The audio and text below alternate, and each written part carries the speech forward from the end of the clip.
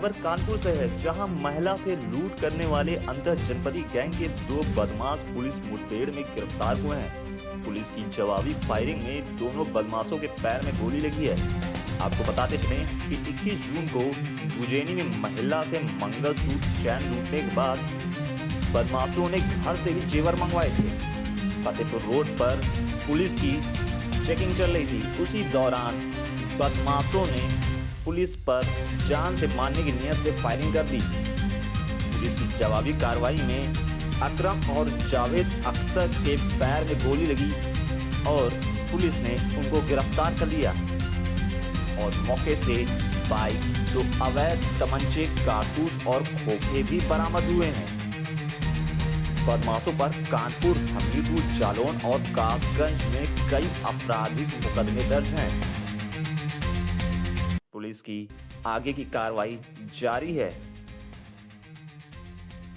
दिनांक 21/6 को थाना गुजैनी क्षेत्र में एक घटना घटित हुई थी, जब एक महिला कार्य करने के पश्चात अपने घर वापस जा रही थी शाम को, तो 2 बदमाश उनको रास्ते में मिले और उन्होंने रोक करके उस महिला की ज्वेलरी, उसका जो मंगलसूत्र था, चेन था, वो ले लिया था। इसके पश्चात इन बदमाशों ने उनको और भयभीत किया और उनको उनके घर पे भेज करके वहां पर भी जो ज्वेलरी थी उसको उनसे मंगवा लिया था और सारी ज्वेलरी लेकर के बदमाश फरार हो गए थे। क्योंकि ये महिला संबंधित अपराध था, इसको लेकर के पुलिस ने, हमारे एडीसीपी साहब, एसीपी नौबस्ता, सभी ने सार्थक प्रयास करते हुए इसमें 3 टीमों का गठन किया गया था और हमारी टीमें सीसीटीवी फुटेज के माध्यम से भी कार्य कर रही थी और मुखबिरी के माध्यम से इसमें कार्य कर रही थी। आज शाम को इस बात की सूचना मिली कि 21 तारीख की घटना में जो बदमाश शामिल थे वो पुनः इस क्षेत्र में घूम रहे हैं और पुनः किसी गंभीर घटना को कारित कर सकते हैं। इस सूचना पर 3 टीमें अलग अलग दिशाओं में लगाई गई थी और जब आज हमारी एक टीम इस फतेहपुर रोड पर चेकिंग कर रही थी, तभी एक बाइक आती दिखाई दी जिसमें 3 लोग सवार थे। जब उस गाड़ी को चेक करने का, रोकने का प्रयास किया गया तो वो लोग रुके नहीं और पुलिस पार्टी पर जानलेवा फायर किया।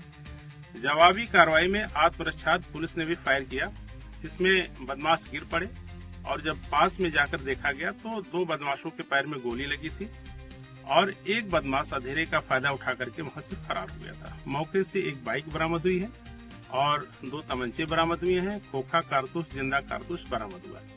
जब इनसे इनका नाम पूछा गया तो एक ने अपना नाम अकरम और दूसरे ने अपना नाम जावेद अख्तर बताया, जो वर्तमान में गढ़ी मछरिया नौबस्ता क्षेत्र में रह रहे हैं। इन अभियुक्तों के आपराधिक इतिहास की भी जानकारी की गई।